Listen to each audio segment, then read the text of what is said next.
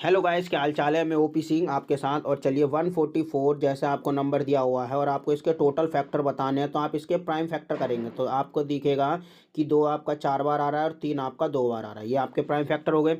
अब prime factor में क्या करोगे, जो भी पावर्स आ रही है आप उनमें एक एक जोड़ेंगे। यानी कि आपकी 2 पावर 4 पावर आ रही थी उसमें भी एक जोड़ लिया, 2 पावर आ रही थी उसमें भी एक जोड़ लिया। अब ये आपका ये 5 हो गया और ये हो गया 3। अब आप इनको आपस में मल्टीप्लाई कर दीजिए तो ये हो जाएगा 15। आई होप आपको समझ में आ गया होगा। मैं दोबारा बता देता हूँ, एक बार और ध्यान से सुनेंगे कि हमारे पास नंबर था 144 जिसके हमने फैक्टर करे तो ये आया 2 की पावर 4 और ये आया 3 की पावर 2। तो ये जो पावर्स आई है ना, ये पावर्स इनमें आपको एक एक जोड़ना है। क्या करना है, एक एक जोड़ना है। तो 4 में एक जोड़ेंगे 5 हो जाएगा, 2 में एक जोड़ेंगे 3 हो जाएगा। बस आपको इनको आपस में मल्टीप्लाई करना है तो ये आ गया टोटल फैक्टर।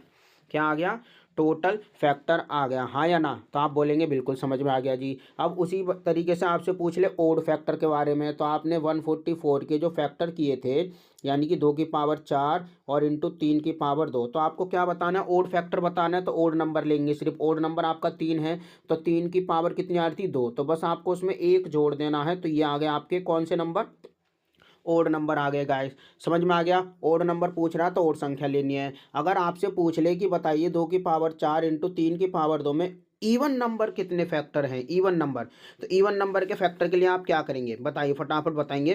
तो इवन नंबर के लिए इवन वाली जो संख्या का जो पावर है वो तो आप ऐसे ही रखेंगे और मल्टीप्लाई करेंगे ओड नंबर की पावर में +1।